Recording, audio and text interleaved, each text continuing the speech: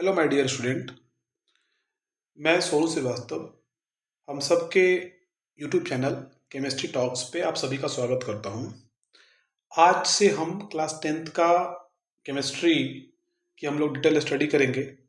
जैसा कि आपको पता है कि केमिस्ट्री में 4 चैप्टर पढ़ना है और वो चैप्टर का नाम आपको पता है वो क्या है, केमिकल रिएक्शन एंड इक्वेशन।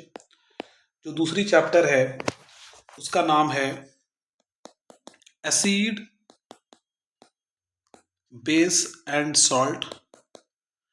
तीसरा जो चैप्टर है उसका नाम है मेटल्स एंड नॉन मेटल्स। और जो चौथा चैप्टर है उसका नाम है कार्बन एंड इट्स कंपाउंड।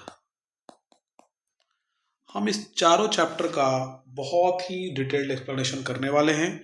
हम इससे रिलेटेड एक एक टॉपिक्स को, एक एक सब टॉपिक्स को, एक एक वर्ड्स का एनालिसिस करेंगे।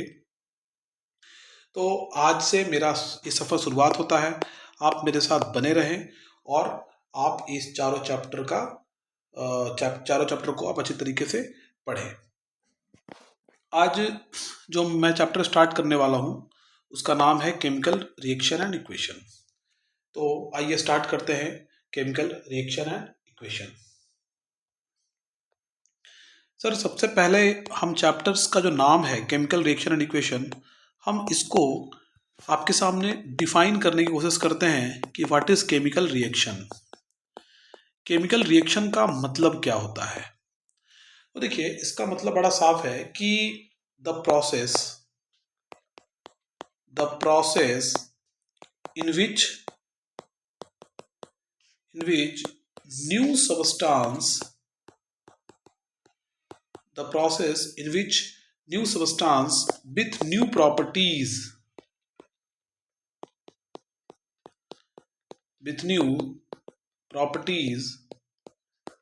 are formed is known as chemical reaction। देखिए, वैसा कोई भी सबस्टांस का फॉर्मेशन आप करवा रहे हैं किसी प्रोसेस के अंदर, है ना, जिसका प्रॉपर्टी जो है वो अपने बनने वाले सबस्टांस से अलग होगा, उस प्रोसेस को हम क्या बोलते हैं? केमिकल रिएक्शन बोलते हैं। इस प्रोसेस को क्या बोलेंगे बताइए? केमिकल रिएक्शन बोलेंगे। ठीक है। जैसे कि हम इसको थोड़ा सा और ब्रॉडली समझने की कोशिश करते हैं। आप अभी लोअर स्टैंडर्ड में आपने 9th 6 7 8 में पढ़ा होगा आपने एक term change. Sir, change basically आपको दो तरीके का पढ़ाया गया होगा। एक चेंज को आप बोले थे फिजिकल चेंज और एक चेंज को आप बोले थे chemical change. Sir, physical change में क्या हुआ था? फिजिकल चेंज में बेसिकली हम उसके स्टेट के चेंज की बात किए थे। हम उसके स्टेट के चेंज की बात किए थे। बट केमिकल चेंज के अंदर हम उसके स्टेट की चेंज की बात नहीं किए थे। हम उसके केमिकल प्रॉपर्टीज की बात की थी। हमने केमिकल प्रॉपर्टीज के चेंज होने की हमने बात की थी। जैसे एग्जांपल के तौर पे हम समझते हैं। देखिए, जैसे वाटर मेरे पास लिक्विड है और वाटर का लिक्विड से हम वाटर को सॉलिड बना रहे हैं। मतलब ये क्या है? Basically this is ice. ये क्या है? आइस है। तो हमको ये बात पता है कि लिक्विड वाटर से हम आइस बना सकते हैं और आइस से फिर से हम क्या बना सकते हैं बताइए? फिर से हम लिक्विड आसानी से हम बना सकते हैं। तो इसमें क्या होता है? ये प्रोसेस आपका क्या है? रिवर्सिबल है। ये प्रोसेस क्या है आपका? रिवर्सिबल है। तो ऐसे को हम क्या बोलेंगे? फिजिकल चेंज की बात हम करते हैं, इसको हम फिजिकल चेंज बोलते हैं। लेकिन अगर हम उसके केमिकल प्रॉपर्टीज की बात करें, जैसे मान लीजिए मेरे पास H2 है और यहाँ पे क्या है भाई? O2 है। अगर इससे मिलके अगर हम पानी बना दिए तो आपको ये बात पता है कि ये केमिकल प्रॉपर्टीज की चेंज हो गई। मतलब ये जो आपको बनता हुआ दिख रहा है पानी, इसके अंदर प्रॉपर्टी जो होगा ना H2 का होगा ना O2 का होगा। बिल्कुल ये new substance with new properties होगा। ये new substance with new properties होगा और इसको हम लोग क्या बोल देंगे बताइए, इसी को हम लोग बोलेंगे केमिकल चेंज। इसको हम लोग क्या बोलेंगे, केमिकल चेंज। तो चेंज जो बेसिकली हम लोगों ने फिजिकल और हम लोगों ने जो फिजिकल और जो केमिकल चेंज का अभी हम लोगों ने एक इंट्रोडक्शन लिया, तो इसके बेसिस पे मैं एक बात बोलता हूँ, वो क्या है कि केमिकल रिएक्शन, जो मेरा केमिकल रिएक्शन है, is chemical reaction is the consequences of chemical change. मतलब केमिकल चेंज का ही ये परिणाम है। ये आपको जो रिजल्ट दिख रहा है chemical reaction, basically this is the result of chemical change. जो केमिकल चेंज हुआ है उसी का ये परिणाम है केमिकल रिएक्शन। ठीक है, अब आइए हम इसके रिप्रेजेंटेशन की चर्चा करते हैं। हम इसके रिप्रेजेंटेशन की चर्चा करते हैं कि भाई ये क्या हो रहा है इसके अंदर, ये कैसे होता है। सबसे पहला बात तो ये है कि आपके पास जो चीज़ भी प्रेजेंट है, आपके पास जो चीज़ भी प्रेजेंट है, अगर आपके पास ए है और आपके पास बी है, और इससे आप क्या बना दिए, इससे आप सी और डी बनाना चाह रहे हैं, इससे आप सी और डी बनाना चाह रहे हैं, ये केमिकल रिएक्शन है। तो आपको मैं एक बात बता दूं कि ए और बी को हम क्या बोल देंगे बताइए, ए और बी को हम क्या बोल देंगे, ए और बी को हम बोल देंगे रिएक्टेंट। और रिएक्शन करके जो बनेगा उसको हम क्या बोलेंगे बताइए, उसको हम बोलेंगे प्रोडक्ट। क्या बोलेंगे उसको, प्रोडक्ट बोलेंगे। मतलब ए और बी जो आप रिएक्शन करने में, जो आप रिएक्शन जिसका रिएक्शन आप करवा रहे हैं उसको हम बोलेंगे रिएक्टेंट, और जो रिएक्शन करके जो मुझे बनता हुआ दिख रहा है इसको हम क्या बोलेंगे बताइए, उसको हम बोलेंगे प्रोडक्ट। ठीक है, जैसे कि आप समझिए, फॉर एग्जाम्पल अगर मैं लिखूं यहाँ पे H2 plus O2, H2 plus O2, यहाँ से क्या बन जाएगा, ये यहाँ से बन जाएगा आपका H2O। तो आपको ये बात बहुत अच्छी तरीके से पता होगा कि ये दोनों को हम क्या बोल देंगे बताइए, ये दोनों को हम बोलेंगे रिएक्टेंट, और ये दोनों को हम क्या बोलेंगे बताइए, प्रोडक्ट। सॉरी, ये दोनों क्या बोलेंगे, रिएक्टेंट, और पानी को क्या बोलेंगे हम, प्रोडक्ट बोलेंगे। ठीक है ना। तो इसी तरीके के रिप्रेजेंटेशन को हम केमिकल रिएक्शन बोलेंगे। और इसको रिएक्टेंट को अगर हमको रिएक्टेंट को डिफाइन करना होगा तो कैसे करेंगे बताइए, द सबस्टांस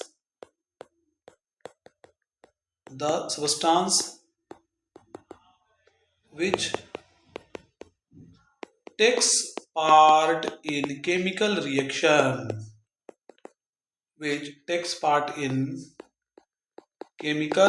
रिएक्शन, इज या आर कॉल्ड रिएक्टेंट्स। क्या बोलेंगे उसको हम लोग, रिएक्टेंट्स बोलेंगे। क्या बोलेंगे उसको हम लोग, रिएक्टेंट्स बोलेंगे।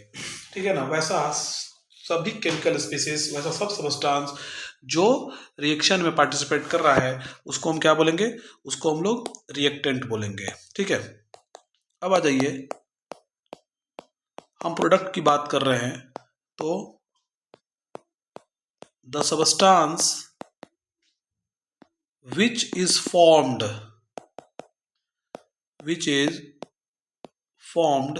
in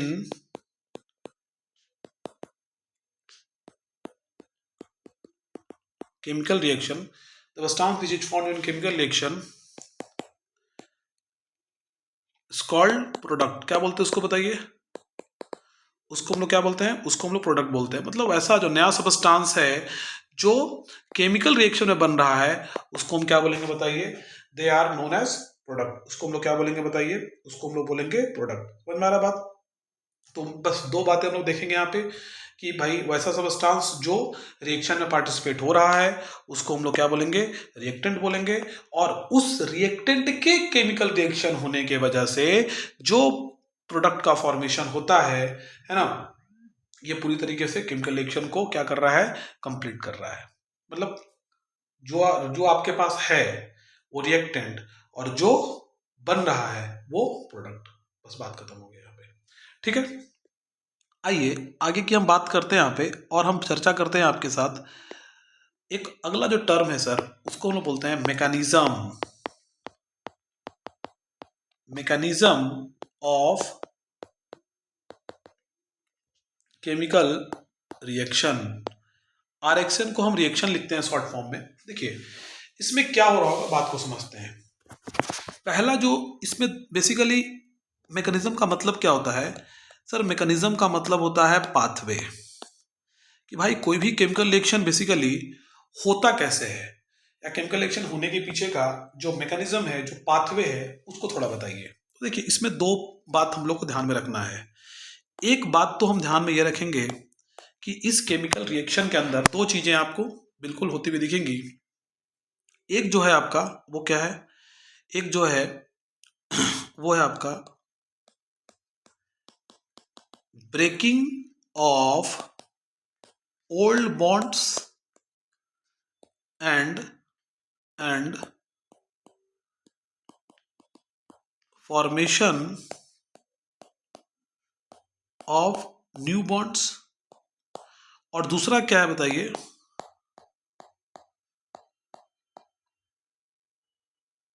rearrangement of atoms take place. कैसे है सर ये बताइए थोड़ा सा। देखिए बात को समझिए इसमें, जैसे मान लीजिए मेरे पास एक छोटा सा एग्जांपल है, एक एग्जांपल मैं ले रहा हूं न्यूट्रलाइजेशन रिएक्शन का। जैसे मान लीजिए मेरे पास एग्जांपल लिया हमने, इसका लिया,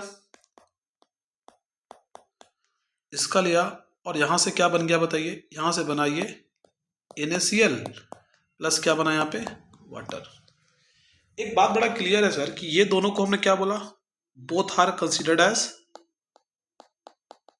रिएक्टेंट, और ये दोनों रिएक्शन में पार्टिसिपेट करके जो सोडियम क्लोराइड और पानी का जो फॉर्मेशन किया है, इसको हम बोलेंगे product.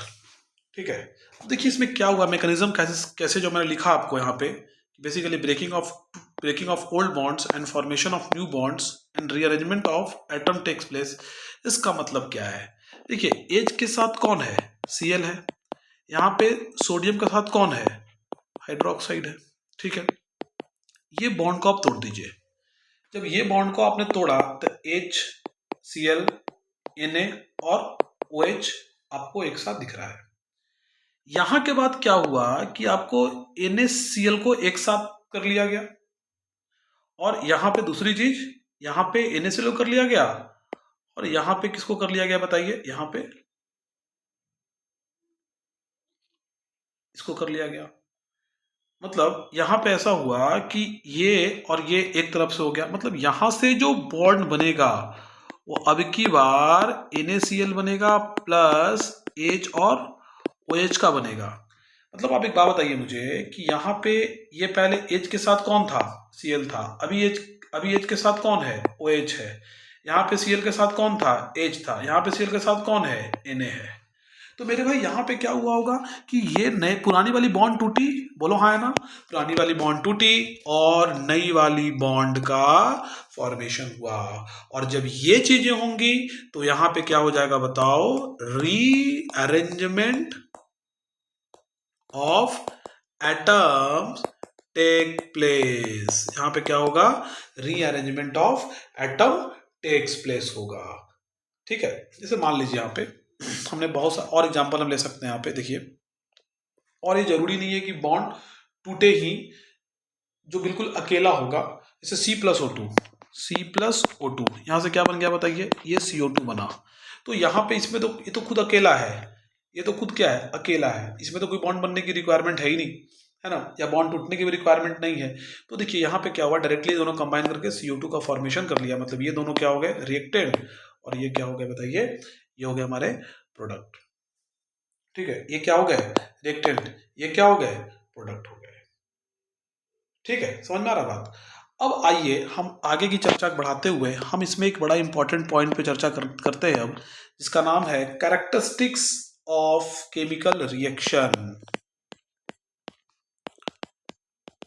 Characteristics of chemical reaction, मतलब मुझे कैसे पता चलेगा कि केमिकल रिएक्शन हुआ। हम अपने जीभ पे डालकर थोड़ी देखेंगे, हम अपने हाथ में डालकर थोड़ी देखेंगे, है ना, हर चीज का स्मेल भी संभव नहीं है, हर चीज का स्मेल भी संभव नहीं है, तो हम देख के बहुत सारी चीज को पता नहीं लगा सकते हैं।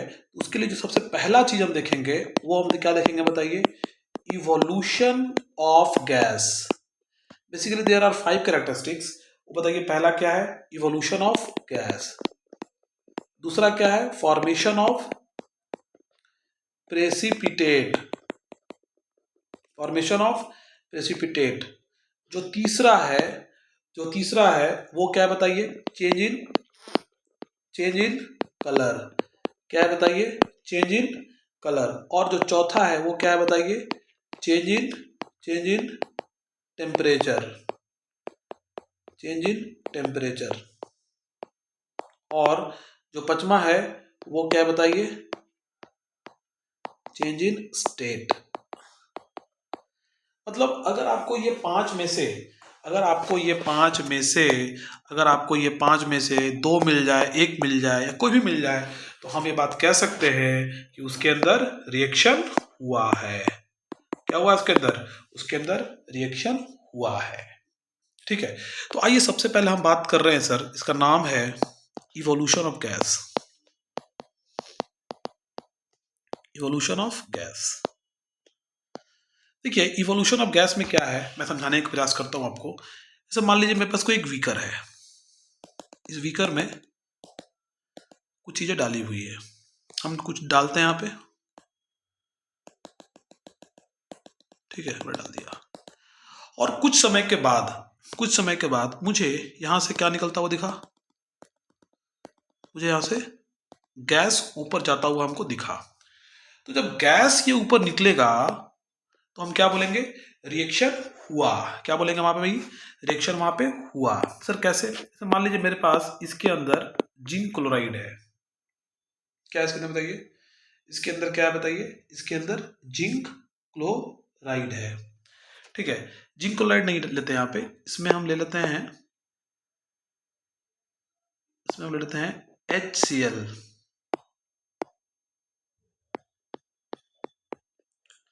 ये क्या है बताइए, ये HCl ले लिया और यहाँ पे क्या डाल दिया हमने, जिंक डाल दिया। यहाँ से क्या बन जाएगा बताइए, जिंक क्लोराइड बन जाएगा प्लस H2 गैस क्या हो जाएगा, इवॉल्व हो जाएगा। यहाँ से क्या निकल जाएगा बताइए, ये जो गैस होगा वो क्या हो जाएगा हमारा, H2 गैस होगा। अब H2 गैस जब होगा ना, तो यहाँ पे हम क्या करेंगे बताइए, माचिस की तिल्ली, मैचस्टिक को रखेंगे, जला हुआ मैचस्टिक को रखेंगे, तो वहां से पॉपिंग साउंड निकलेगा। कैसा निकलेगा बताइए, पॉपिंग साउंड निकलेगा। कैसा निकलेगा बताइए, चरचराहट की आवाज आएगी, चरचराहट की आवाज, चरचराहट की आवाज आएगी। तो that will confirm that present that gas is H2। Gas क्या है हमारा, H2 गैस है।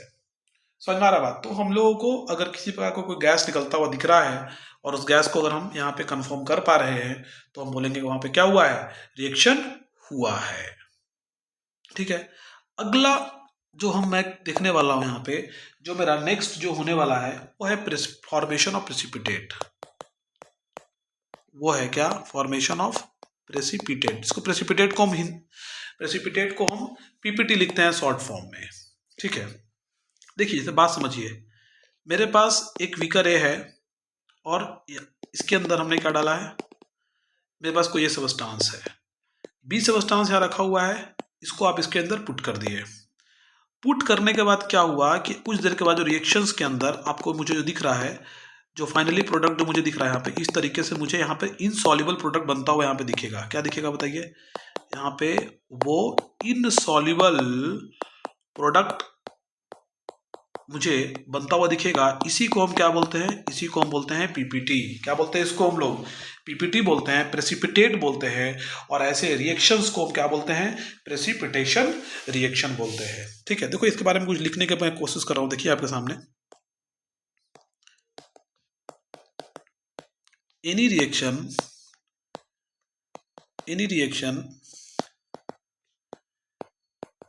in which insoluble substance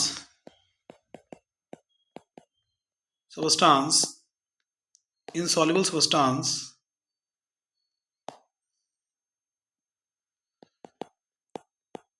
is formed then this reaction is known as precipitation reaction. मतलब वैसे सब्सटेंस में, वैसे रिएक्शन में जहां पे इनसॉल्युबल सब्सटेंस की फॉर्मेशन हो रही है, उसको हम क्या बोलेंगे? उसको हम बोलेंगे प्रेसिपिटेशन रिएक्शन। क्या बोलेंगे भैया उसको? उसको हम लोग क्या बोलेंगे बताइए? Precipitation reaction. समझ में आया भाई?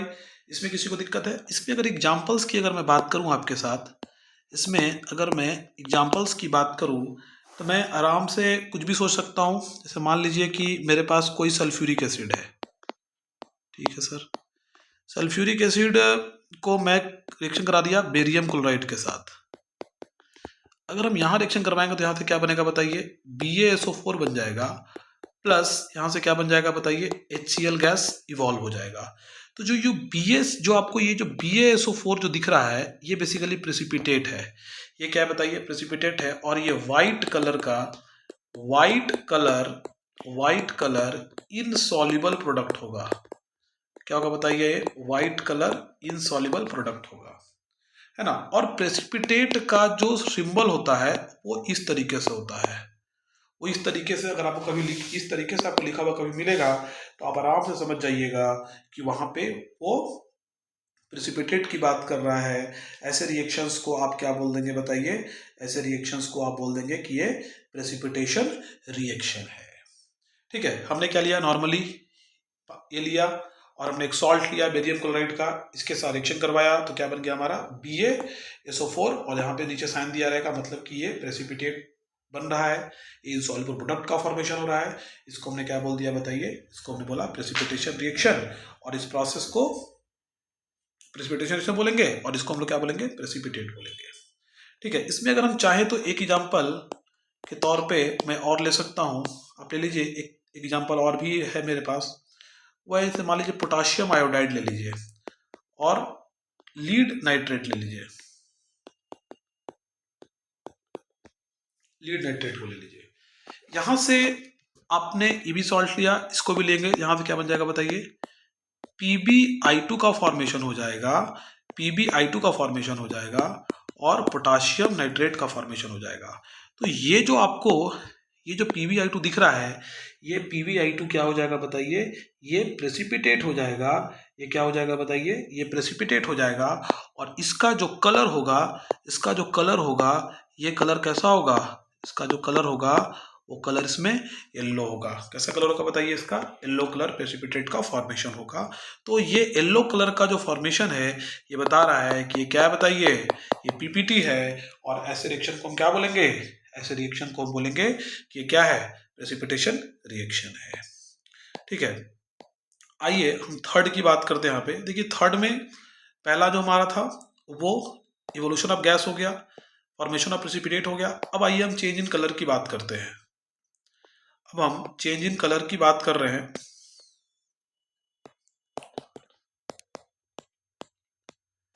चेंज इन कलर की हम बात कर रहे हैं आपसे। देखिए, सपोज कीजिए मेरे पास ऐसा है कि कोई भी एक बीकर है मेरे पास, और इसके अंदर हम क्या है बताइए? एक कलरलेस लिक्विड आपने या कोई भी किसी कलर का आपने डाल दिया है, ठीक है। और फिर से ऊपर से क्या किया आपने बताइए? फिर से ऊपर ने आपने B से कुछ इसमें डाल दिया। अब यहां से जो फाइनल प्रोडक्ट जो आया,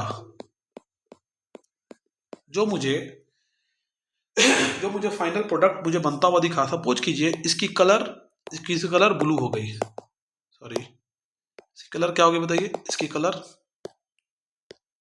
ब्लू हो गई।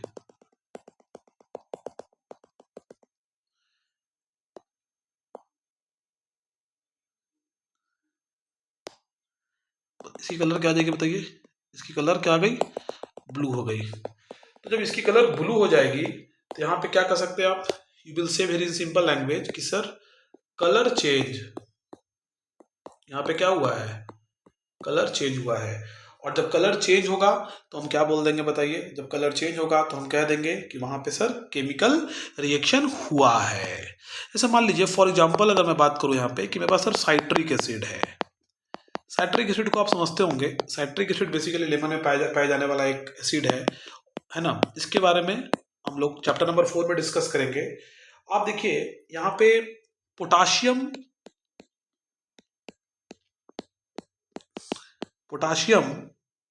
पर मैग्नेट,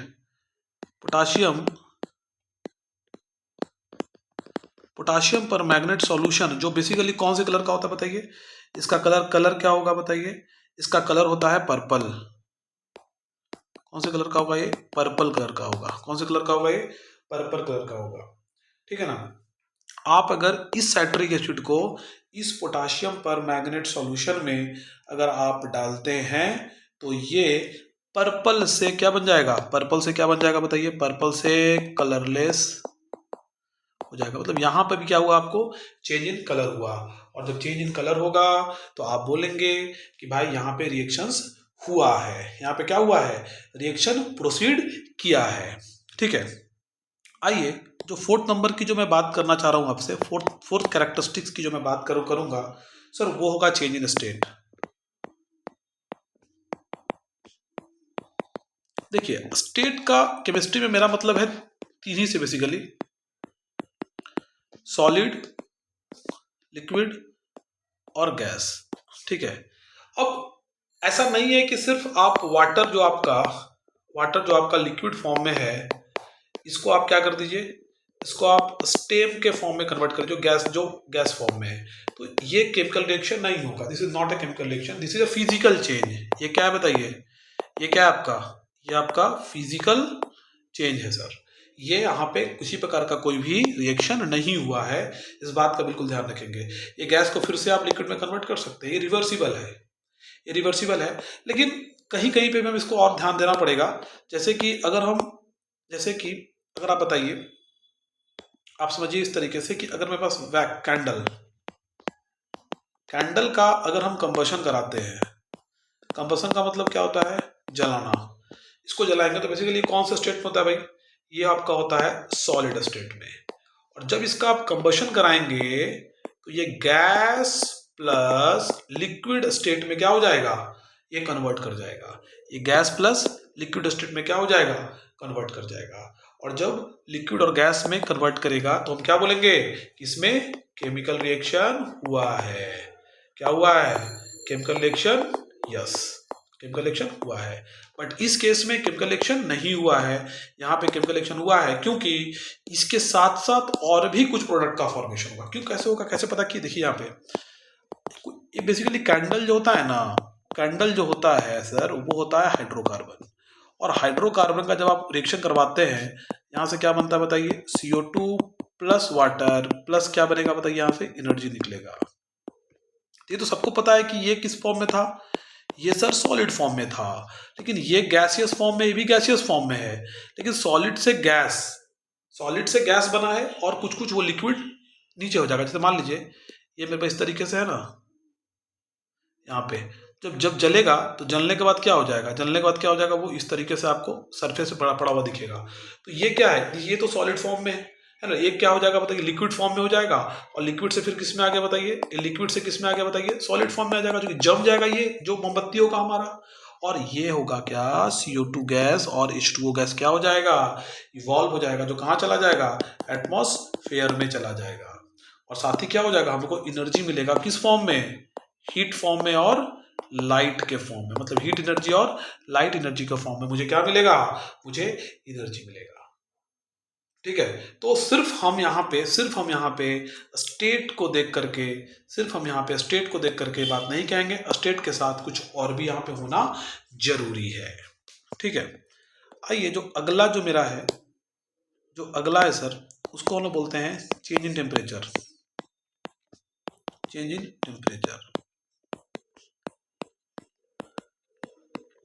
देखिए बेसिकली दो तरीके का सर रिएक्शंस हो रहा है यहाँ पे। एक रिएक्शंस को हम बोलते हैं endothermic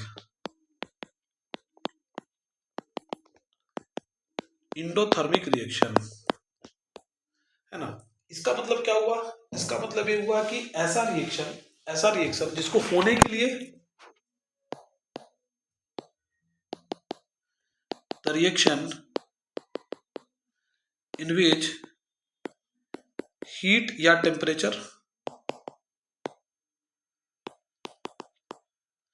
is required is called endothermic। वैसे रिएक्शन जिसमें हीट या टेम्परेचर मुझे क्या करना पड़ा है। टेम्परेचर का मतलब क्या होता है? टेम्परेचर का मतलब होता है डिग्री ऑफ, जो मेजरमेंट हीट की जो मापने की तरीका होता है इसको हम टेम्परेचर बोलते हैं। तो वैसा रिएक्शन जैसे मान लीजिए मेरे पास एक एग्जांपल है, मान लीजिए एग्जांपल है CaCO3। तो सर कैल्शियम कार्बोनेट को हीट करेंगे तो CaO प्लस CO2 बनेगा। तो यहाँ पे हीट जो है, यहाँ जो हीट है देखिए डेल्टा साइन है, डेल्टा साइन ये हीट सिंबल है, इसका सिंबल है ये हीट का सिंबल है। तो डेल्टा छोटे वाले डेल्टा लिखते हैं ना, इसको डेल्टा पढ़ते हैं, छोटा सा ट्रायंगल रहेगा इस तरीके से, इसको हम क्या बोलेंगे, ये हीट को रिप्रेजेंट करता है। तो ये क्या बताइए, कैल्शियम कार्बोनेट को हीट देंगे तो क्या हो जाएगा, टूट जाएगा Ca और CO2 में, calcium oxide and carbon dioxide में टूट जाएगा। तो ऐसे रिएक्शन को हम क्या बोलेंगे, ऐसे रिएक्शन को बोलेंगे हम एंडोथर्मिक रिएक्शन। लेकिन एक और पार्ट होता है जिसको हम क्या बोलते हैं, जिसको हम बोलते हैं एक्सोथर्मिक रिएक्शन। क्या बोलते हैं बताइए, एक और क्या बोलते हैं, एक को बोलते हैं हम लोग exothermic reaction. The reaction in which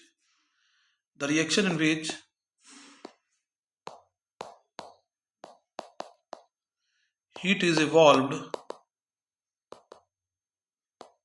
during the reaction is called exothermic reaction।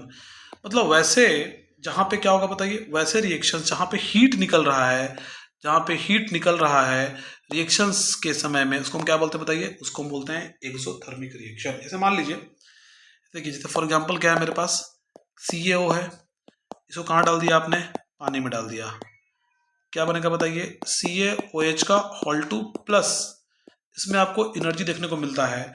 तो ये जो आपको, आपने अगर चूना में क्या डाल दिया, पानी में क्या डाला, चूना डाला, यहाँ पे जो कैल्शियम हाइड्रोक्साइड बनता हुआ दिख रहा है, ये साथ साथ आपको खौलता हुआ दिखेगा, बॉयल करता हुआ दिखेगा। तो ये प्रोसेस क्या हो जाएगा बताओ, ये प्रोसेस हो जाएगा हमारा एक्सोथर्मिक हो जाएगा। क्या हो जाएगा प्रोसेस बताइए, it will be exothermic process. तो वही बोल रहा हूँ कि टेम्परेचर रिएक्शंस में दो तरीके से इन्वॉल्व होता है, एक आप रिएक्शंस कराने के लिए टेम्परेचर को देते हैं, हीट को देते हैं, और एक क्या होता है, वो रिएक्शंस जब प्रोडक्ट बनता है तो उसमें हीट का रिलीजमेंट होता है, वो हीट एनर्जी निकलता है, इसको हम लोग क्या बोलते हैं, एक्सोथर्मिक बोलते हैं। कैसे पहचानेंगे इसको, देखिए मैंने आपको बोला कि भैया अगर आप रिएक्टेंट से क्या बना रहे हैं बताइए, प्रोडक्ट बना रहे हैं, अगर हीट जो है, अगर रिएक्टेंट साइड है तो इसको हम लोग बोलेंगे इंडो, मतलब दे रहे हैं। अगर हीट अगर प्रोडक्ट का साइड है क्या बोलेंगे बताइए, इसको हम लोग बोलेंगे एक्सोथर्मिक रिएक्शन। ठीक है, तो आज के लिए बच्चों इतना ही रखते हैं। हम अगले दिन आपके साथ और भी जो अगला जो टॉपिक होने वाला हमारा, वो होने वाला है केमिकल इक्वेशंस। इसको 2 बार देखें, 3 बार देखें, इसको प्रॉपर नोट्स बनाएं। डाउट्स आप मुझे कमेंट में पूछ सकते हैं। बाकी के लेक्चर्स हम धीरे धीरे अपलोड करते रहेंगे। अगर आपको मेरा वीडियो अच्छा लग रहा है तो इसको लाइक करें, सब्सक्राइब करें और शेयर जरूर करें। Thank you.